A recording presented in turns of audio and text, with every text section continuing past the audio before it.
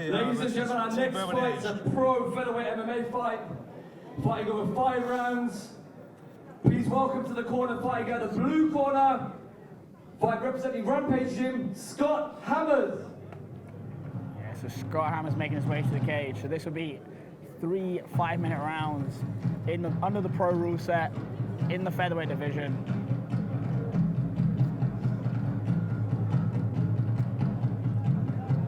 Yeah, Hammers, man, he's got 1 pro fight to his name, and Oryakhail is 2-1 as a pro at the minute.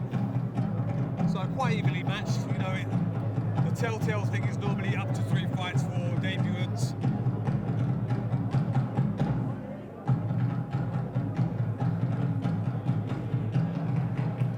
Yeah, and Oryakhail coming in from Team Renegade, again, a team that has brought through a lot of high-level fighters, and I think where they've had a good crop of amateur fighters, we're starting to see them make their pro debut and follow in the footsteps of people like Leon Edwards, Fabian Edwards, Jai Herbert, all of those guys, and kind of an old Team Renegade kind of coach as well. Tom Breeze was one of the OGs back in the day in the UFC, so he's kind of, that team has brought through for years a lot of talent. Fighting out of the red corner, representing Team Renegade, Bakhtyaar Oryakhail.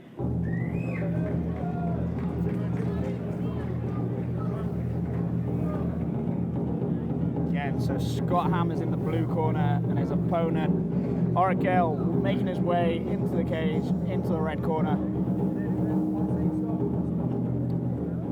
mean, Ben, do you think, you know, representing the team, you know, with such champions and pedigree adds to the pressure to these, you know, these fighters when they're so early on in their pro debut, or does it give them that confidence to go in and knowing that they've got the big names and the big team behind them? I always think it gives confidence to these people if they know their training partners are at that highest level and they can grow and slowly start to hang with those guys. Then eventually that's where you see them build confidence. They're like, if I've done rounds with Leon, well, that guy I'm standing across the cage is a couple weight classes below and is nowhere near as talented. So it can give you that kind of confidence.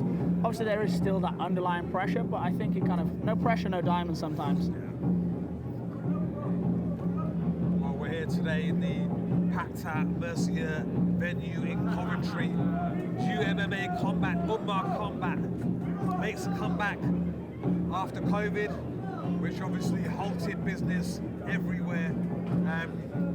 Saying I talk about COVID, but there were a lot of guys that were upskilling during that time, you know, and it gave a lot of, you know, for the people who took time off, you know, they didn't benefit, but there was guys who upskilled, and the scene became so much more technical. This is from my experience commentating once the shows were allowed to get back on again. Yeah, definitely. I think like sometimes you see kind of where people come back in, they've had some time off where there hasn't been shows, they're thankful to be there, they're more motivated than ever. Sometimes a little bit of rest does help people, and sometimes when it's forced, it's like it allows them to recover from injuries, work on some skills they're not so good at, and come back in as this different breed of fighter. I even think for UMA, coming back in, taking some time off, not rushing back in post-COVID to get a show in, waiting for things to settle down, but we're kicking off now.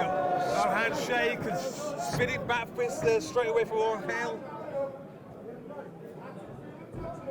Again, Scott Hammers looking a bit tentative. Oryakhail definitely looking like he's got kind of that tighter guard, looking to throw some stuff. Well, Hammers goes straight for the takedown, but Oryakhail drops his hips down to sprawl. I think he's got a nice grip on the neck, a beautiful knee to the head there. But Hammers blocked that.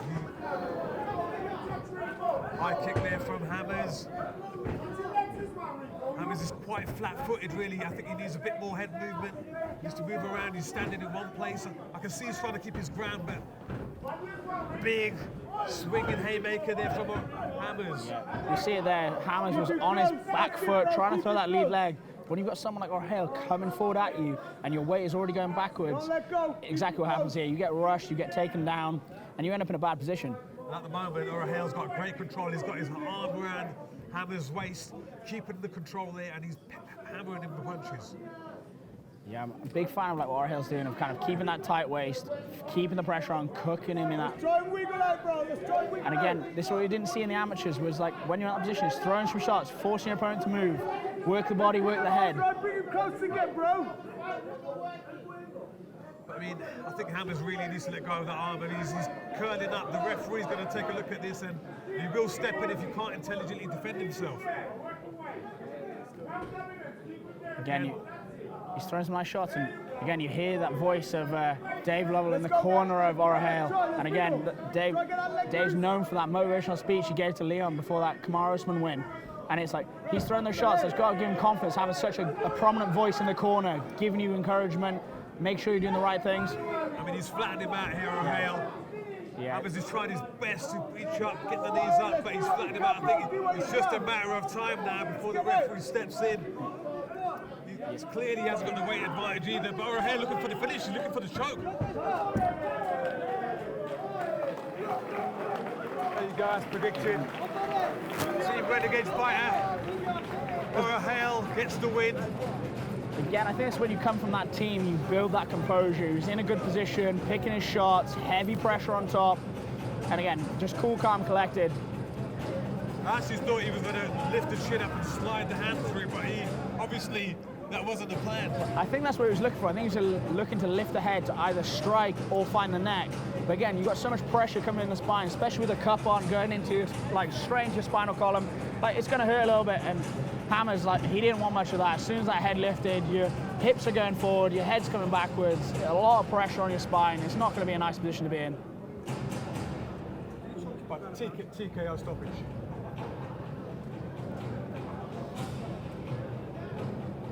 Yeah, kind of when you're eating so many shots like that and there's a weird position like that, it's hard to call it, give it a definitive finish with that. I mean, Oryakhail wasn't controlled. He could have slid the arm in, he could have finished it. There was a few options there for him. Again, Oryakhail looks composed. I think you could stick him in for another fight tonight and he would be fine and good to go. Yeah, he doesn't look like he's broken sweat, that man. Fires the center, please.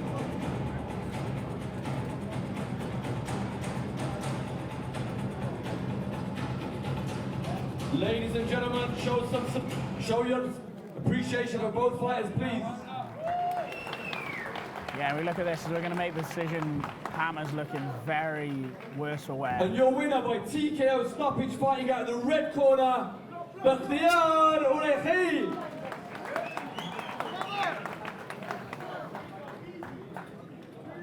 Great effort there from Oryakhail. Dominated the fight, stamped his authority, gets the win.